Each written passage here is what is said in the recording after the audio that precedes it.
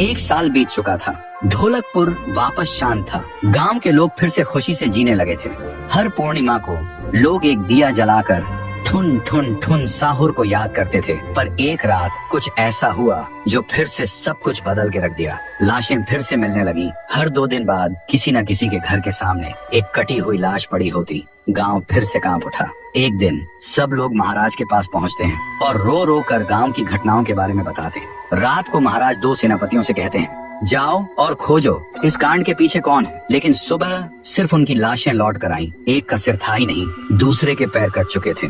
महाराज समझ गए कुछ तो लौट आया है, कुछ जो सिर्फ मौत का खेल खेल रहा है। और फिर कहते हैं, अब इस जंग का सामना मुझे ही करना होगा। उसी रात महाराज चुपके से गांव में आते हैं और एक पेड़ के पीछे खुद को छुपा लेते हैं। और ठीक रात के 2:30 बजे अचानक कहीं से धुआं छा जाता है और उस धुएं के अंदर से एक आवाज आती है।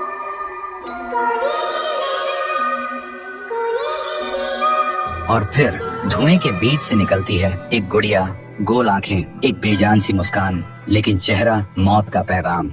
वो गुड़िया एक घर के गेट तक जाती है और बच्चों जैसा एक गाना गाने लगती है। उसके गाने की आवाज सुनकर एक आदमी बाहर आता है और अगले ही पल वो गुड़िया उसका सिर चबा जाती है। वो आदमी तड़प तड़प के वहीं जमीन पर गिर जाता है। महाराज सब कुछ देखते हैं। उनकी आंखें भर जाती हैं। उन्हें समझ आ जाता है इसके सामने जाना मतलब खुद का अंत लिखना है। अगली सुबह गांव के लोग इकट्ठा होते हैं। महाराज कहते हैं, ये पिछले भूत से भी ज्यादा डरावनी है।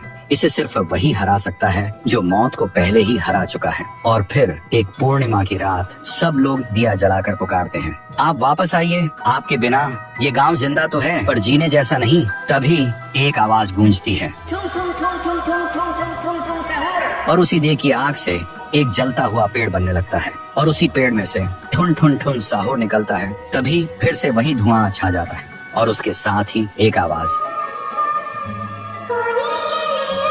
सब लोग घुटनों के बल गिर जाते हैं और कांपती आवाज में बोलते हैं, हमें बचाइए, वो आ गई है। ठुन ठुन ठुन साहुर एक जोरदार जंप करता है और सीधा उस धुएं में घुस जाता है और शुरू होती है एक आखिरी जंग ठुन ठुन ठुन साहुर और गुड़िया की। जमीन कांपने लगती है, आसमान से बिजली गिरती है और जब धुआं हटता है तो दिखाई देता है गुड़िया बिखर चुकी थी। हाथ अलग, सिर अलग, पैर अलग। और तब से गांव में फिर से एक नई सुबह हुई। महाराज मुस्कुराए, गांव वाले जीने लगे और उस दिन के बाद ठुन ठुन ठुन साहुर सिर्फ एक भूत नहीं रहा, गांव का रक्षक बन गया। लेकिन उसी रात कुछ ऐसा हुआ जो किसी को भी पता नहीं चला। गुड़िया का सिर, हाथ, पैर अपने आप जुड़ने लगे थे और फिर वो वहाँ से चली गई। तो दोस्तों, अगर आप देखना चाहते हैं पीहू वर्सेस गुड़िया तो इस वीडियो को 1 लाख लाइक्स तक पहुँचा दो।